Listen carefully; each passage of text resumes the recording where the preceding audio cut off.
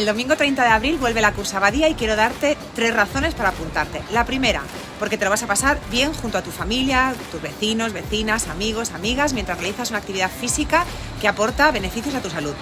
Participarás en la prueba deportiva más popular de nuestra ciudad, porque la Cursa Badia te permitirá disfrutar de nuestras calles de una manera familiar y divertida. No se trata de romper récords, sino de vivir nuestra ciudad y de hacer comunidad mientras disfrutas del deporte.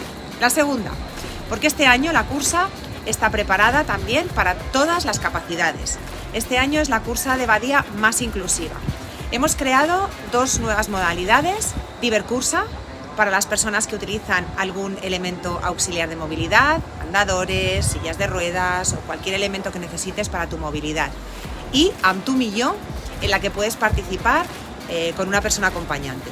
Y la última, porque como cada año es una cursa para todas las personas, para cualquier nivel, para cualquier edad.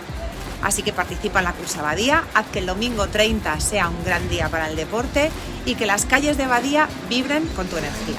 Infórmate e inscríbete en la web municipal, aquí tienes el enlace, donde podrás encontrar toda la información tanto de la cursa como de las inscripciones. También mediante el código QR que hay en los carteles que encontrarás por la ciudad y también presencialmente en el Complex Esportiu o en la Fira del Corredor el día 28 de abril y el sábado 29 en el Espai Creatiu del Mercat Municipal.